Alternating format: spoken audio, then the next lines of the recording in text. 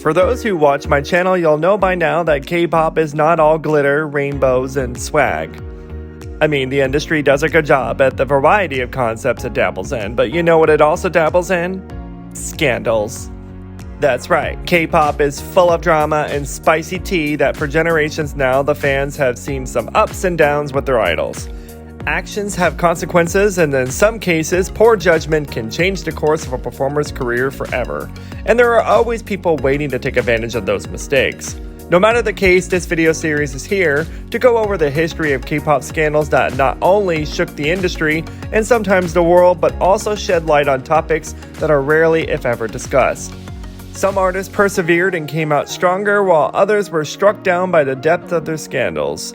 These are their stories, and it's up to you to decide what to make of it. Let's get started with part 2 of these monumental scandals, and while you're at it, hit those like and subscribe buttons for me to show your support.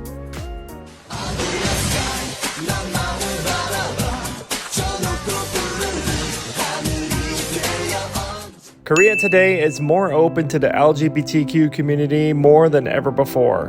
Granted, it still has a bit to go if you ask me, but that's besides the point. With the Pew Research Center survey reporting that 44% of Koreans in 2019 said same-sex sexuality should be accepted compared to 25% in 2002.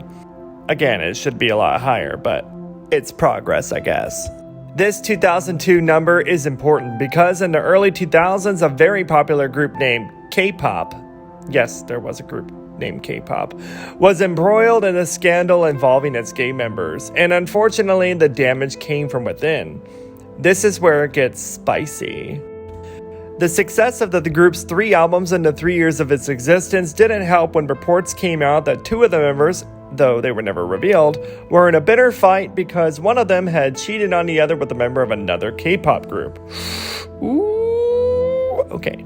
He assaulted his partner, and the resulting rift split up the group. We haven't seen anything like that since. Infidelity is wrong, but I'm over here waiting to find out more secret gay relationships in K-pop. Come out, sis, and live your best life.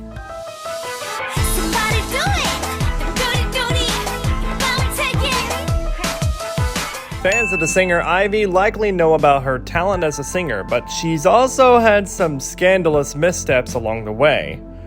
Number 1. We have a lot of them. The first occurred in 2007 when her company released a music video for her popular song Sonata of Temptation, which sampled Beethoven's Fiordalisa. The video was a tour de force of creativity, with I.V fighting it out with an anime-esque man in an old church with light filtering through the stained glass windows. The problem is that the scene was taken straight from the Final Fantasy VII video game, with the same camera angles, fighting moves, and even the setting. The creator sued for copyright infringement, and her agency Phantom Entertainment had to pay more than $600,000. Number 2. The next scandal for I.V came later that same year. A man claiming to be I.V's ex tried to extort $45,000 from her with nude photos and sex tapes. The man named Yu was arrested, and her boyfriend at the time, Hyunjin, was understandably embarrassed because the photos were taken while the couple was still dating. I.V suspended her singing career because of the scandal, and Hyunjin later referred to his quote-unquote cheating ex in a later radio interview, and it wasn't nice. I.V still denies there is no true sex tape, as the ones that surface are lookalikes of the singer made to trick the public that there is one of hers in circulation. And if you saw part 1 of this video series, rumors of a sex tape with a female celebrity is almost a career killer. Double standards at its finest, people. Anyways, number 3, while the sex tape and cheating scandals were brewing, a rift resulted with the cosmetics company that I.V modeled for, claiming the singer's inappropriate personal life events negatively impacted the company's brand.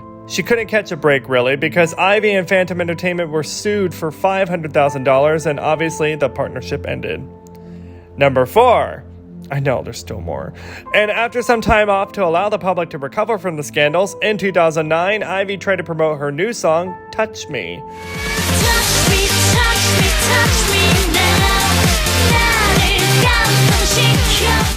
But it was banned by Korean censors for being too sexually aggressive, and issues between her old agency and SBS and KBS hampered promotions.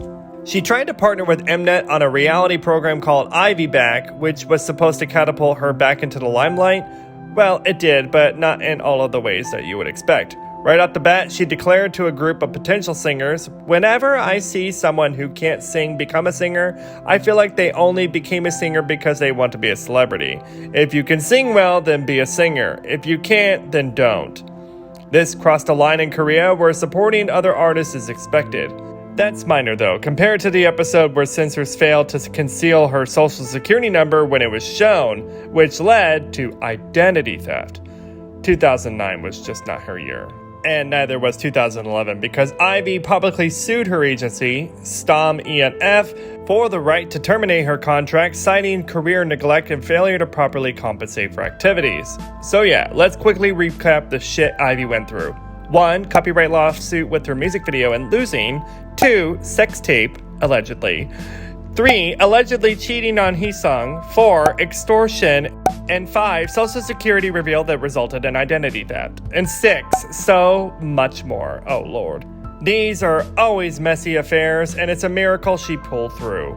She emerged victorious, and now that those scandals are behind her, she's having a successful musical career. The K-pop industry is known for using up vulnerable young people and discarding them, and only the scrappy and talented ones survive. But those young people have a story to tell too, and at Open World Entertainment, home of The Boss, or DGNA, and X5 back in the early 2010s, it was particularly messy. According to the details from the eventual court case, Open World CEO Jang Suk-woo sexually assaulted 3 underage trainees between November 2010 and March 2012. However, at the time of his arrest, reports said it was 11 trainees, and this had been occurring for several years, usually involving drugged alcoholic drinks. In Korean culture, the head of an organization has absolute and unquestioned power, and he took advantage of this power. But another sad part is that he allegedly forced several male idols in the company to participate in the assaults, although it was never revealed who participated in the acts. Jang admitted to the allegations and was given a 6-year sentence in 2013, should have been more if you ask me, and was also ordered to undergo a 40-hour sexual assault healing program. Open World closed its doors in 2012 shortly afterward, and the boss's comeback, which was already teased and set to happen, was cancelled, and the group later struggled to find a permanent home at another label over the next few years. X5 was effectively disbanded and re-debuted as Lucas in 2014, and later went as LAU from 2016 to 2019, and back to Lucas. Regardless though, despite a shitty person's actions affecting the lives of so many, I sincerely hope the victims and those under the label were able to find peace and achieve their dreams elsewhere. K-pop bullying accusations have grown tenfold in the last few years, and especially in 2020 and 2021. Many former victims of bullies have showed courage by coming forward to share their treatment by current K-pop idols, starting with former I.O.I member Mina sharing her story of 10 years of emotional abuse by former I.O.I leader Jimin. This bombshell scandal resulted in a year's worth of back and forth between the members, and Jimin ultimately left the group and the industry, while Mina continued to process the trauma for many months through social media. Update: this drama is still going on even now after more than a year, with new twists that show both sides to the stories. Please pay close attention and understand that there's always a potential for miscommunication and misunderstanding in everything. It opened the eyes of the international community to the systemic bullying issue in South Korea, which is a result of the strict upward-looking hierarchical social structure there. Basically, younger and junior members of society must always bow down to older and senior members, who nearly always have absolute power over the lower-level members of society. With checks on the power of upline members of society only coming from similar peers, abuse of power and corruption spread easily in this environment. The turmoil caused by the bullying correlates with major mental health issues that many in South Korea also suffer from, including children, young adults, and women. I've gone more into detail on the stigma of mental health and the issues that lie within South Korea and in K-pop. Be sure to check that out also here on this channel, link is in the description. Bullying accusations in K-pop are not new either, and thankfully exposing it results in negative consequences sometimes. The major bullying scandal in 2012 involving former T-ara member Hwayoung alleging bullying from her fellow members is one example, although it is a negative one. Even though the accusations were later proven to be false, the scandal caused so much backlash towards the group that it hindered their future success. But many more true stories came out in the early part of 2021 where everyone was coming out of the woodwork. This list was long, and the stories and allegations were hard to keep up with during these few months. Former classmates of K-pop idols came forward to share their stories on bullying, from Stray Kids' Hyunjin, MONSTA X's Kihyun, Idol Soojin as Soyeon, 17's Mingyu, iKON's Yunhyeong, I.O.I's Kim Sohye, the Boyz' Sunwoo, LOONA's Chuu, Everglow'Aisha, and HyunA. Even former April member Hyunjoo, on the other hand, confirmed that she was bullied by the members of her group. This particular case is still ongoing though, as there are now lawsuits on both sides. The dark side of K-pop was on full display again, and as a result, the long-standing issues with mental health and bullying within South Korean society have begun to finally be addressed. With investigations on all sides happening, some of the stories were proven to be false, while others led to group members' departures. Stray Kids' Hyunjin met with his accuser and apologized in person and took a hiatus from the group for a few months. Idol Soojin ended up leaving the group and company despite denying most of the accusations. All the others I mentioned were either proven false or denied by the idol and agency. Some former classmates even came to the idol's defense, and some of the companies sought legal action for the slander. As a victim of bullying myself when I was growing up, I hope that K-pop takes control and makes sure to set the example of showing its country's youth how traumatic and life-altering bullying really can be. Well, that's it for part 2 in this video series. Stay tuned for part 3 later on, going over other important K-pop scandals that shook the industry.